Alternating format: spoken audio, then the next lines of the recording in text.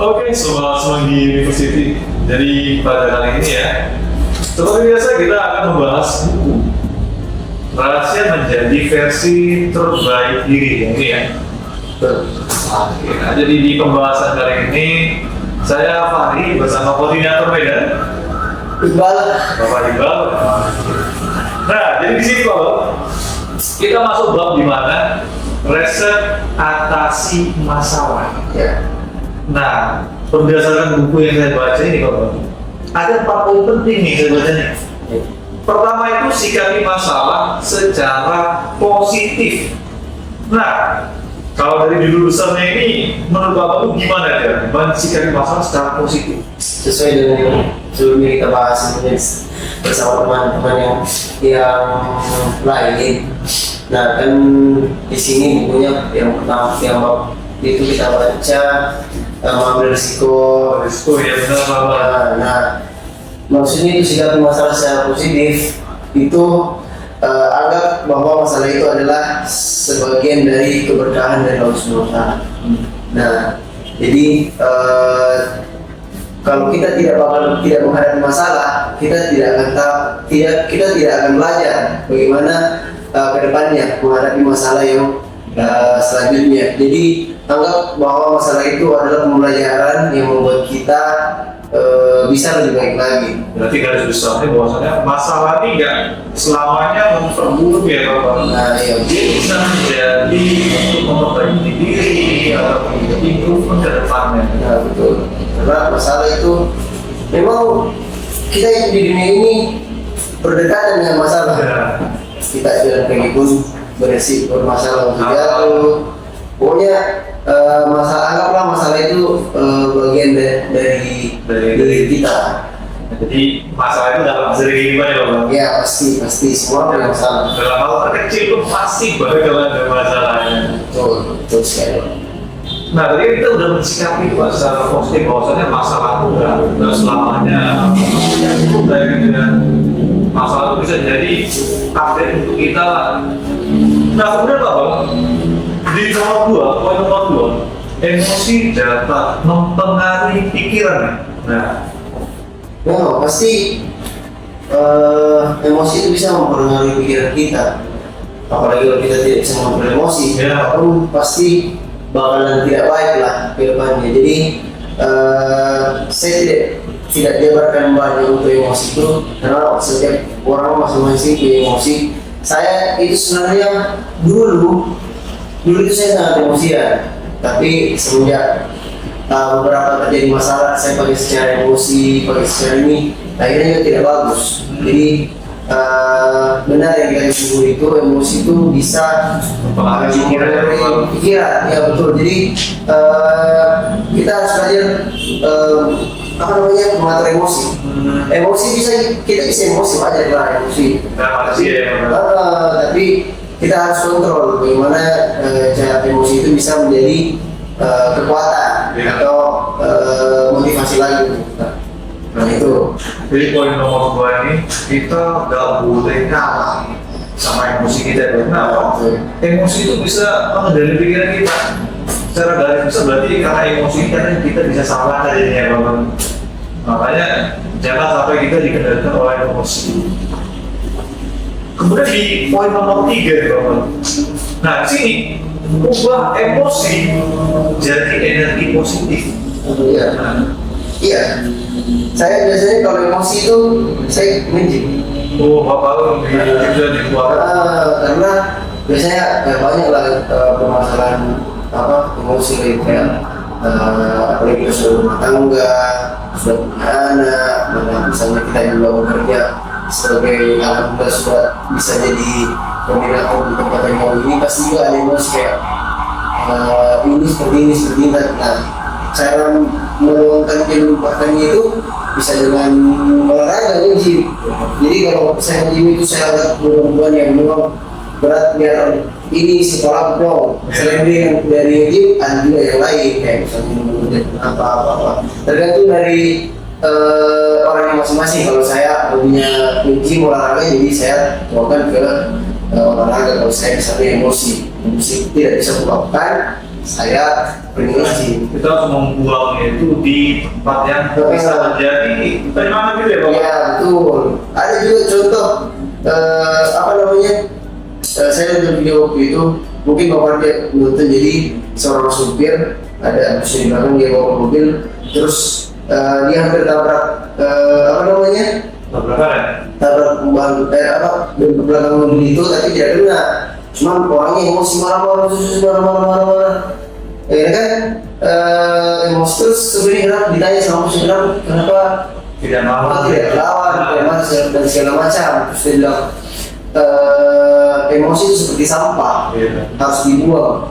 Kalau kita mungkin tidak apa-apa dia buang ke kita, itu membantu dia agar apa namanya semua masalahnya hilang. Jadi emosi itu kadang beda tempat buangnya. Nah beda juga menerima. Jadi kalau misalnya apa namanya kita marah atau kita lagi lawan apa marah dengan orang, ya kita lebih bersabar lagi lah, seperti itu.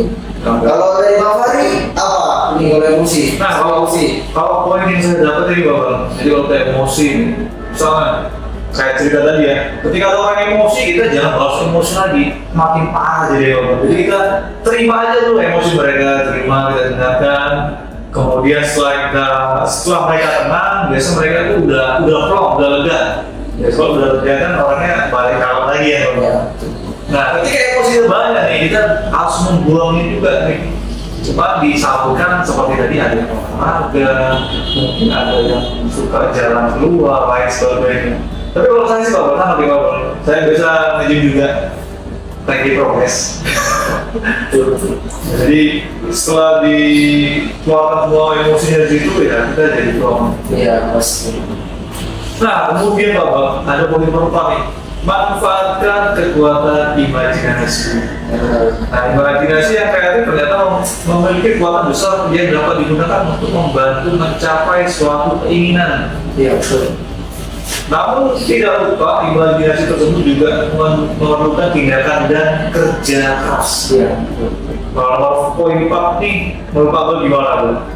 Ya memang betul juga imajinasi itu perlu. Jadi sebelum kita misalnya kita mau apa namanya presentasi atau ada suatu kegiatan, tidak apa-apa kita membayangkan berada di posisi itu.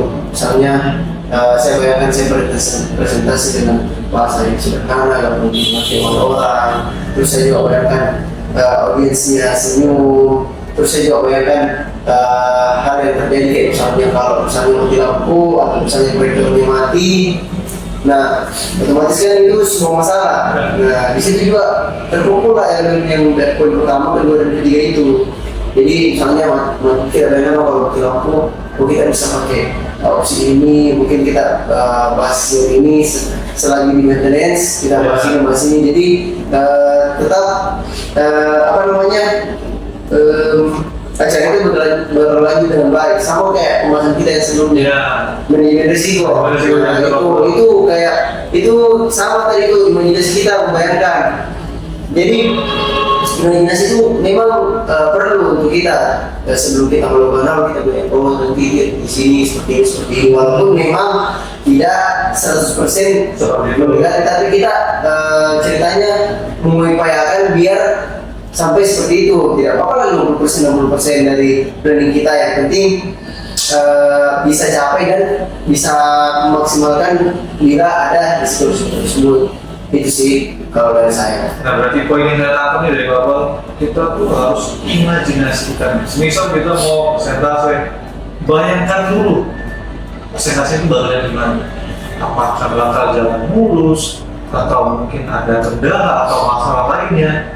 Jadi ketika kita sudah bayangkan nih, kita udah mempersiapkan ya Bapak, misalnya itu terjadi dulu. Nah, jadi kita bisa menghalau masalah yang bakalan terjadi di masa depan, walaupun kadang itu masalahnya nggak ada yang Nah, jadi memanfaatkan kekuatan imajinasi ini sangat baik, terutama dalam memperkirakan atau kayak menerawang kita bilang. Nah, untuk di kali ini itu aja sih Pak. Jadi kesimpulan saya dapat nih dari empat ini Bang, apa? Yang Bang Farid dapat nih. Nah, yang pertama, sikapi masalah secara positif. Nah, dan selamanya masalah itu hal yang buruk. Kadang malah jadi momok bagi kita ketika ada masalah. Ya. Padahal sebenarnya masalah itu dapat menjadi suatu upgrade diri agar apa? Agar kita tidak kena masalah yang sama berulang kali ini. Dan poin kedua, emosi dapat mempengaruhi pikiran. Nah, poin yang saya dapat ini yang saya simpulkan, ketika seseorang emosinya meluap dan mereka tidak dapat mengendalikan emosi tersebut, hal itu bisa menyebabkan kesalahan dalam pemilihan keputusan, baik dari kata, kemudian juga tindakan lain sebagainya. Jadi harus kontrol emosi. Kemudian di poin ketiga, ubah emosi jadi energi positif. Jadi emosi kita ini harus diluapkan ke sesuatu yang lebih berguna. Misalnya orang lagi emosi kita jangan lawan dengan emosi juga. Terima aja dulu. Setelah diterima, kita salurkan ke sesuatu yang lebih bermanfaat. Kenapa? Emosi bisa menjadi tenaga. Ya. Banyak tenaga di situ. Banyak. Biasa orang ngaji kan pakai apa ya Bapak? Pokoknya emosi itu apa namanya? Banyak energi yang keluar begitu kalau kita emosi. Cuma kalau nggak bisa mengendali bisa jadi negatif ya Bapak. Iya. Nah, kemudian nomor 4, manfaatkan kekuatan imajinasi. Nah, di sini kita harus imajinasi atau kita bayangkan dulu. Misalnya kita mau ada presentasi atau meeting atau jumpa klien lain sebagainya, kita harus bayangkan dulu nih kemungkinan apa sih yang bakalan terjadi sehingga kita dapat mengatasi masalah yang akan terjadi. Ya, ini masih akan, karena ini adalah kita bahas persen atasi masalah. Jadi poin 4, bayangkan dulu nih kira-kira jalannya itu gimana, masalah apa sih yang bakalan terjadi, jadi kita bisa mengatasi masalah tersebut. Nah, itu sih yang saya dapat kesimpulan dari bab kali ini Bapak. Nah, mungkin pembahasan kita sampai sini aja dulu ya. Di minggu depan atau bulan selanjutnya kita akan bahas ke bab selanjutnya. Semoga bermanfaat bagi kita.